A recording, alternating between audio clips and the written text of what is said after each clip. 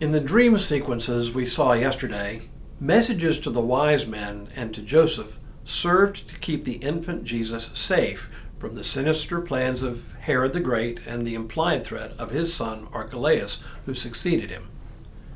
Today's dream comes at the opposite end of the gospel, when Jesus is on trial before Pontius Pilate. It goes by so fast that you can certainly be excused if you never heard it or noticed it before. Hello, I'm Stuart Baskin, pastor of First Presbyterian Church of Tyler, Texas, and this is your daily devotional for Saturday, October 28th, 2023.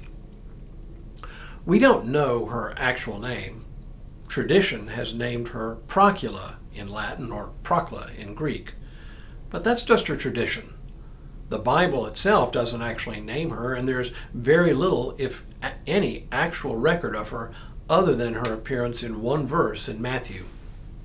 All we know is that Matthew portrays Pontius Pilate's wife speaking to him or sending him a message during Jesus' trial. Here's the scene. Notice what Pilate's wife says to him. Now, at the festival, the governor was accustomed to release a prisoner for the crowd, anyone whom they wanted. At that time, they had a notorious prisoner called Jesus Barabbas. So after they had gathered, Pilate said to them, "Whom do you want me to release for you, Jesus Barabbas or Jesus who is called the Messiah?" For he realized that it was out of jealousy that they had handed him over. While he was sitting on the judgment seat, his wife sent word to him, "Have nothing to do with that innocent man, for today I have suffered a great deal because of a dream about him." Now, the chief priests and the elders persuaded the crowds to ask for Barabbas and to have Jesus killed. The governor again said to them, "Which of the two do you want me to release for you?" And they said, "Barabbas." Pilate said to them, "Then what should I do with Jesus who is called the Messiah?" All of them said, "Let him be crucified." Then he asked, "Why? What evil has he done?" But they shouted all the more, "Let him be crucified." So when Pilate saw that he could do nothing, but rather that a riot was beginning, he took some water and washed his hands before the crowd, saying, "I am innocent of this man's blood. See to it yourselves." This is a bit more than I usually read in my devotionals, but her dream seems to be a surprisingly important element in the story, perhaps serving to help us understand something of Pilate's thought process in his handling of Jesus. We remember the dramatic scene of Pilate literally washing his hands to symbolize his innocence in condemning Jesus. But was it his wife's plea that nudged him in this direction? Certainly seems plausible. Before her appearance or message, he seems to have been content to pardon whoever the crowd wanted while condemning other prisoners.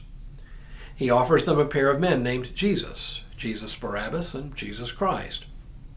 From the tone and tenor of the passage, it seems obvious that he'll condemn the one the crowd does not want and spare the one the crowd wants to spare. But when his wife sends word and tells him of her dream, he seems to change his tune. After her message, he seems to have had a change of heart. His wife's appearance on the scene, though brief, appears to be the fulcrum on which this story turns. Not that the outcome changes for Jesus, but Pilate's part in the drama sure seems to shift dramatically.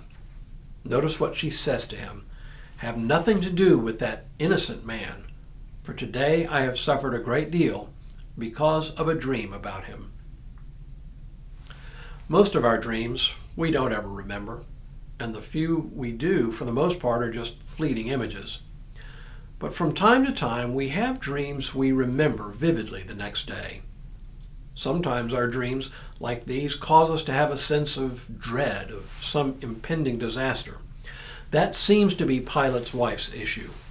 Her husband is about to condemn an innocent man, and not just any innocent man, but a man whose life and death will have a greater impact than anyone before or since. The stakes were high. What we do not hear in the report of this dream is where it came from, though.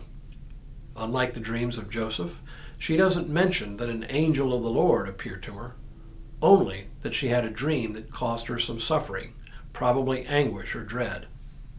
Was she afraid for her husband? Sure seems possible. The suffering and death of Jesus were apparently inevitable. This was all part of God's plan for our atonement, for the forgiveness of our sins, after all. Probably nothing Pilate could have said or done would have changed the final outcome. But his wife's dream set the stage for one of the most memorable and dramatic scenes in the Bible: Pilate washing his hands of the matter.